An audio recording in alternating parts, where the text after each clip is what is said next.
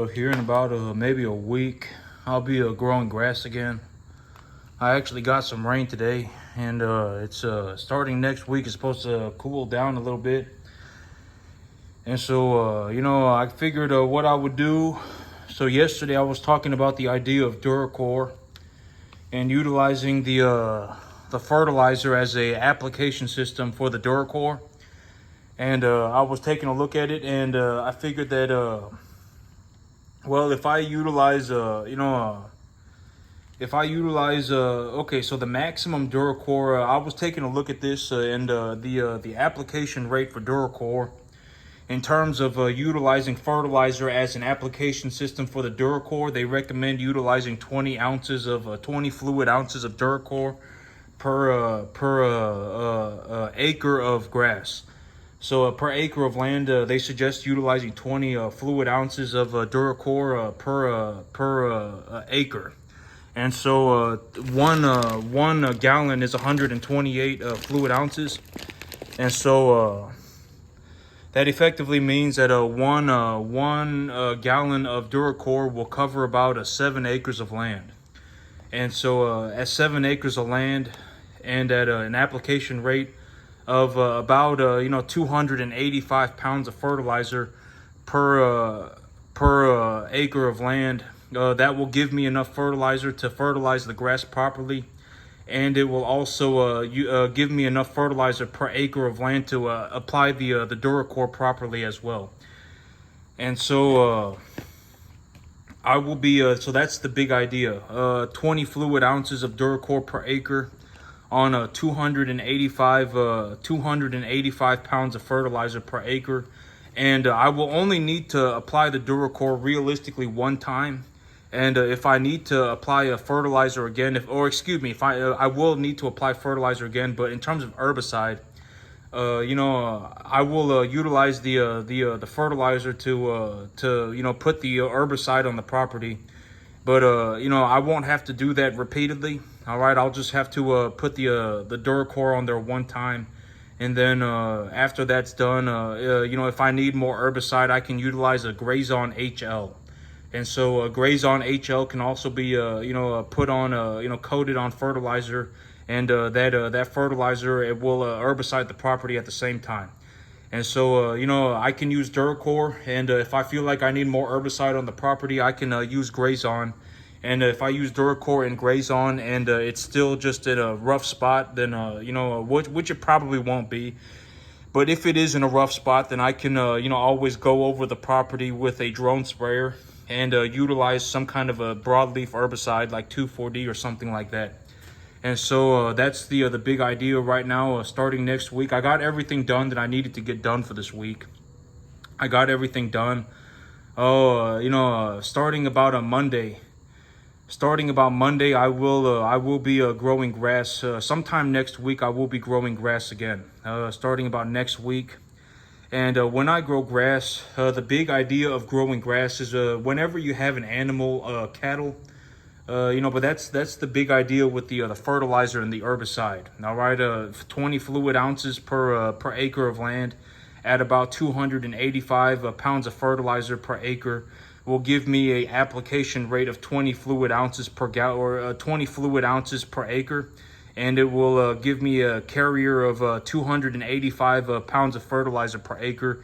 And 285 pounds of fertilizer per acre is enough fertilizer for me to effectively put enough fertilizer on the field to grow somewhat of a decent crop of grass. And then the second time that I go around with the fertilizer, I don't need to put any more Duracore on the same piece of property, right? If I decide that I need more herbicide, I can change the herbicide that I'm using to Grazon HL. And so that's the big idea. And I was reading about these mesquite trees. And from my understanding, one of the best herbicides for these big trees is picloram. It's called picloram, but I think it's called Tordon 22K or something like that. But it's called picloram. And if you effectively apply picloram at 40 gallons of water per acre, but it was saying up to trees that are up to 6 foot tall. And so I don't know if I don't know if this is but it said that it was a 100% kill rate at a 7.48 acid equivalent per liter. And I was like, what the heck is the acid equivalent per liter? I mean, I'm pretty sure that's some kind of like a European metric or something. I don't know what that is, or it's some kind of a chemistry term. I looked up what AE, acid equivalent, is it means, and but I was reading the jug for I was reading the herbicide label for picloram, and and I found the highest concentration picloram that I could find, and it's 22.4%. And it was saying that I need to utilize it's like I'm not exactly, I don't remember what it was, but it's like I think it's a quarter gallon per acre of land. And so I was reading these papers on picloram, and picloram had a 100% success rate on mesquite trees, on killing mesquite trees. It had a 100% success rate, as at a dosage rate of 7.48 acid equivalents per liter. And so I'm not exactly sure what that means, but picloram did have a 100% success rate when the dosage was proper. When there was the proper dosage rate, it did 100% kill off the trees. And so, but they also stated in the paper that it was very important that the picloram was the application of picloram happened in the middle of spring to the middle of summer. So I have to, they said that was very important in the paper. So I'm just gonna, so effectively I will have to wait until next year to herbicide the trees. And herbiciding the trees, I was taking a look at it, and it's going to be about $35 an acre for the herbicide. And so for me to herbicide 20 acres of big old trees, it's going to cost me about $700 just for the chemical. And realistically, I'll probably have to do about 40 acres. I got a lot of big trees out there, a lot of big trees. And the smaller trees, I'll figure out what I'm going to do with that. The smaller trees, I may just spray picloram on that too. But picloram is expensive. It's expensive. If I'm gonna spray picloram on 200 acres, if I'm gonna spray picloram on 150 acres, that's per 10 acres, that's per acre, that's $35. And so on 100 acres, that would be $3,500 just for the picloram. And so, picloram, but, and then if you think about it, and then I have to pay for the drone guy, right? I have to pay for the guy with the drone. And it's like, well, if I have to pay for the guy with the drone, and I have to, and I have to buy $3,500 worth of picloram, right? I mean, realistically, we're probably talking about, $5,500. And if I'm going to pay $5,500 to spray picloram on 100 acres of land, I might as well just go and rent the bulldozer and bulldoze 100 acres of land for the same cost, and I would have the effects immediately, right? I can just go over the field, and I can applicate a Duracor and graze on HL, right? So if I'm gonna, and I was like, I might as well just just borrow the bulldozer, because I know that I can bulldoze about 120 acres in about 5 days. All right, I can bulldoze about 120 acres in about 5 days. And so, if I'm going to pay that much for picloram, I might as well just borrow the bulldozer. All right, I might as well just go and get the bulldozer and bulldoze the 120 and just bulldoze the 100 acres. All right, I might as well just bulldoze the 100 acres. Because even if I spray the picloram, the trees will die and they will stop growing, but I will still have to do something about the trees, right? They will still be there. The trees just will be dead. All right, so I'm still gonna have to go through and bulldoze it again. All right, the bulldozer will go through the property a lot faster with a bunch of dead trees, but still, I mean, with these little trees, like these little 5, 6, 7 foot tall mesquite trees and honey locust trees, the bulldozer goes right through them. It goes right through them like there's nothing. And then on the soil, the whole regrowth of the plant, even if you bulldoze the plant, if you do not kill the roots of the tree, there are still roots in the ground, and those roots will produce new trees. And so that's where I, go over the property with a Duracore.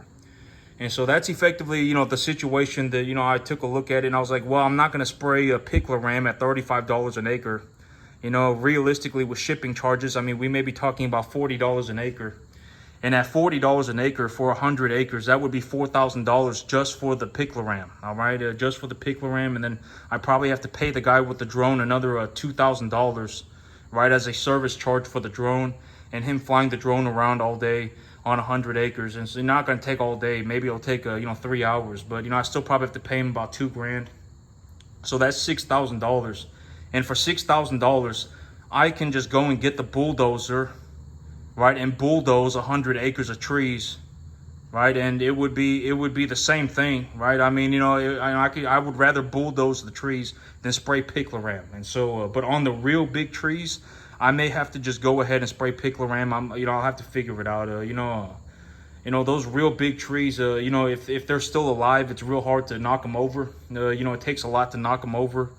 And so if they're dead, they'll break out of the ground real easy. And so, I have to think about what am I going to do. I may just spray picloram on about 20 acres, on 20 acres of the trees back there. And, if I spray picloram on 20 acres, that'll be about $1,000. And I can see what happens with the trees, see if the picloram kills them. And, but next week, I will be re-expanding my business, and the reason that I'm sitting here looking at the distiller grains, I got a lot of these little beetles. I'm not sure what these little beetles are, but these little beetles are always on the feed. Anytime you get cattle feed and it's exposed to the elements at all, you end up with these little beetles. But it's not too bad because they're only on the surface of the feed. Inside of the feed, there's none of them in there. There's none of them in there. They just hang around on the surface of the feed. And this stuff right here, the distiller grains, these distiller grains, this stuff right here, I get this stuff for about $300 a ton. I get it for about $323 a ton delivered. I think that's the price for the delivery and everything. It's $323 a ton. But this stuff, when you have them on grass, when you have your animals on grass, or if you don't have your animals on grass, if you have your animals on grain, depending on what the majority of the animals eating, if they for bovines, if the majority of their feed is forage, then they will the bacteria in their rumen will be at a higher pH, and there will be a different bacterial structure inside of their rumen that focuses on digesting the forage. And so this is also, I've always said that when you have an animal that is entirely on forage, you need to think about, when you have an animal on feed, the big idea with having the feed of the animal is that 90% of their feed needs to be one type of feed. 90% of it needs to be one type of feed. If you're going to have them on forage, 90% of their diet needs to be on forage. And if you're going to have them on grain, then 90% of their diet needs to be grain. All right. It needs to be one or the other. And it's very important that when you do this, you get the right minerals and everything too. All right. You just don't, there's a, if you don't feed your animal the right diet, the animal's going to do very poorly, okay? And so that's the big idea. You really want to have about 90% of your animal on like if you're going to feed them grain, you really want about 90% of their diet to be grain, 85% of their diet to be grain. If you're going to feed them forage, you want about 95% of their feed to be forage, okay? You want about 90%, 85% of their feed to be forage. And if you're shifting them from one to the other, like if you have animals that are on grass and you're going to put them on a finishing ration and you're going to put them on a grain diet, I've spoken about feed yard diets. I've looked into feed yard diets, and there are it's very commonplace in the feed industry, or in the feeder cattle industry, in the fed cattle industry. It is very common practice to have to feed 2% of your animal's body weight and have them obtain over 3 pounds a day. All right, that's very common practice. The feed yards, they're very good at this. They measure their feed all the time. They keep data on their feed all the time. All right, they utilize things like rumensin and ionophores to keep the animals from having massive acidosis. But the big issue is that if you are, and putting feeding your animal 2.1% of their body weight a day and getting 3 pounds of gain, That's, that's something that the feed yards, do very frequently. But me, I use total mixed ration type diets. A lot of roughage material. When I feed grass, I feed about 85-90% of the animal's diet in grass, and I supplement them with a very small amount of grain. All right, and when I take a look at the amount of grain that I supplement them, I take a look at it in terms of an investment and making a return on my capital. I will feed them enough grain to, when I feed them grain, the big idea is that when I feed them grain, I make money on the grain. All right, like if I feed my animals 2 pounds a day of distiller grains, if I feed my animals 2 pounds a day of distiller grains and they put on half a pound, and I take a look at the animal, then if I feed them 2 pounds, if I feed them 2 pounds a day, and they put on half a pound from that 2 pounds of distiller grains.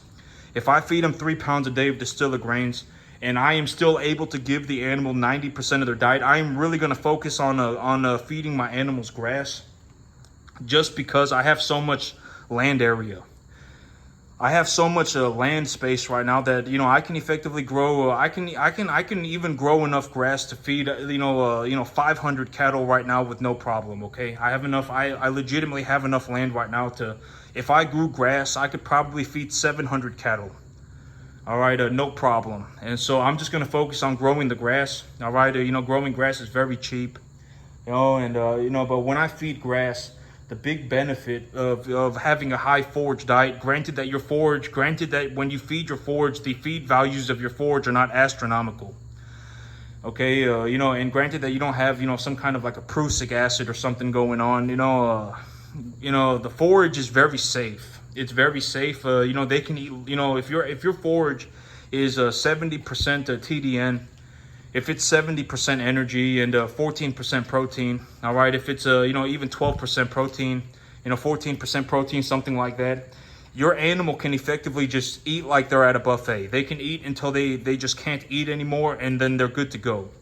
But if you have your animals on a diet where, like, if you're in a situation where you're feeding your animal 2% of their body weight a day, and they're putting on 3 pounds a day, if you mess up the feed even a little bit, your animal will end up with an extreme case of acidosis, all right?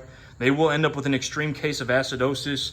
If you're fortunate, it will just cause your animal to stop eating, and then they'll stop eating for a little bit, and then, when the acidosis has fixed itself, they will continue to eat again. If you're unfortunate, if you're realistically, your animals is going to do very poorly, and then if you're very unfortunate, you'll have a lot of animals die from it. All right, you'll have a lot of animals die. And so you can see the little beetles right here. But they're just crawling around on the surface of the feed, so I'm not too worried about it. They're not inside the feed at all. I scooped the feed up a little bit and I took a look at it. They're not in the feed at all. And so this kind of stuff right here, the distiller grains, but when I take a look at the grain, and I determine in all this stuff, I determine how much, if I feed them this much, how much is it going to cost me? And if it costs me that much and I feed this to my animal, how much weight are they going to put on? And if the grain is a positive return, I've always said that when I feed my animals, if I can make a positive return on the feed, why wouldn't I feed it? Right, that's my whole thing about making, about the cost of grain. It's like, grain doesn't cost me anything. All right, when I take a look at it, if my animal will make me more money than what the grain costs me, the grain is also tax deductible. And if I feed my animal, whatever, 20 cents of grain, and they put on $1.50 worth of, weight. If they put on, $1.25 and I fed them 30 cents worth of grain, I made $1 pretty much on feeding them that grain. So my whole thing, and I've always said that the whole thing about the cattle market and everything like that is like, if you don't feed your animal properly, number one, your animal's going to become emaciated. And if your animal becomes emaciated, they're effectively not going to reach commercial standard. And if they're not at commercial standard, you're going to lose money. All right, you're going to lose money. All right, you will lose money.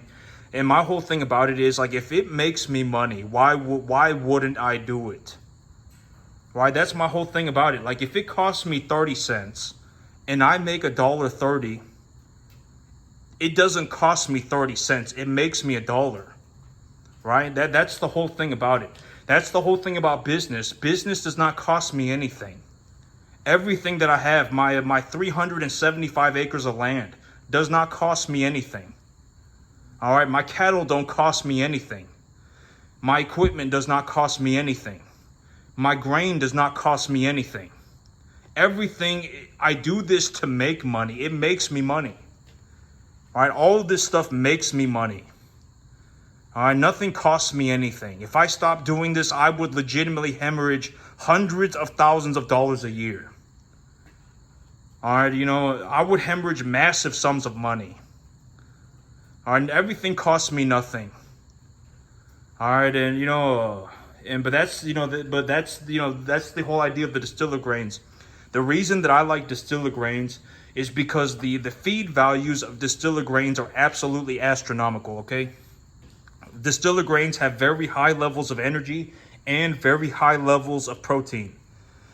The feed values of distiller grains are astronomical. Okay, they are very high. You cannot just feed your animals distiller grains; they will blow to death. All right, you cannot just feed your animals distiller grains. And the feed values of distiller grains are absolutely astronomical. And so it's a very, very, very good supplement to forage. Like if you have your animals on a good quality grass, if your animals are walking around eating a 65-70% TDN, 12 to 14% protein grass, and they're effectively eating that grass like they're at a buffet, okay? You have enough biomass accumulating on your field to effectively feed your animal as much as they are willing to eat all the time, all right? It's like living at a buffet, all right? If your animal is eating, effectively all the time, they have an unlimited access to food, giving them a little, 2 or 3 pounds. If you have a 500, 600 pound animal, if you just give them like 2 or 3 pounds of distiller grains a day, they will legitimately put on like an extra half a pound a day. And you don't have to feed them a whole lot of it. You just feed them a little bit. And the forage will act as a buffer for the acidosis. And so, if they're eating a lot of forage, if you effectively have grown enough grass, so like me, when I grow grass, that's effectively, I'm one of the best in the world at it. I do very well at it. I've always said that the whole thing about me is that if I were to put a graph of the amount of grass that I grow and the amount of money that my business makes, they would almost always be going in the same direction. Almost always. All right. The amount of biomass and the feed values and et cetera of the grass and the amount of money that I make are effectively always going in the same direction, almost all the time. If I have a lot of good quality grass, then I can almost guarantee you that I am making a massive sum of money. All right. That's, and if I don't have any grass, then I probably don't have much. I'm probably not making much money. All right. I make my money when I grow the grass. All right. And but that's the big benefit of the distiller grains, of something like this. This is the distiller grains. This is called distiller grains, and this is what I use most of the time when I am feeding forage. This is the supplement that I will use. If I think the animals need if the animals just need a little bit of energy and they have plenty of protein, I'll feed them a whole corn. I'll give them whole corn. Instead of distiller grains. Sometimes I'll take a look at their manure and, I'll decide, the animals need, there's plenty of, but with a perennial grass. All right. And usually that only happens when I'm, feeding something like an annual wheat. All right. If I'm feeding an annual wheat, the protein levels may be sufficient, but the energy levels may be low. And if the protein levels are high and the energy levels are low, whole corn is a good, or you can steamroll it or whatever, you can crimp it or I'm not gonna, it's not crimping it. It's rolled, steam rolled, I think is what they call it. But you can feed them a whole corn, and whole corn is about, it's a lot cheaper than distiller grains. And so, but with the perennial grass, chances are the protein values are not going to be astronomical when the energy values are low. And so with the perennial grass, more than likely I will more than likely be feeding this kind of stuff. This distiller grains. So if they need a little bit of an energy protein boost, I don't have to feed them a lot of this stuff, and so it doesn't mess with the bacteria in their rumen. It doesn't mess with the microbiology in their rumen when they're eating a lot of forage. There will be a certain type of bacteria that colonizes their rumen. Usually the pH of the rumen is higher, and et cetera, et cetera. And the bacteria specialize in digesting the forage. But if you feed your animals grain, the bacteria in the rumen will specialize in digesting the grain. And so when I have my animals on a 90% forage diet, I supplement them with a little bit of distiller grains, and and I don't see any of this stuff as an expense. None of this stuff costs me any money. All right, realistically, I'll be buying animals, here within a week or two, and I'm doing very well for myself. I make a large amount of money. I make a large amount of money. I do, I'm just being honest, straightforward about it. I make a lot of money. All right, I would say that I'm net positive, very close to $15,000 a month. I'm net positive $15,000 a month. That means I have $15,000 left over every month after I've paid for everything. All right, and the amount of money that I'm making is going upwards very quickly. Realistically, next week,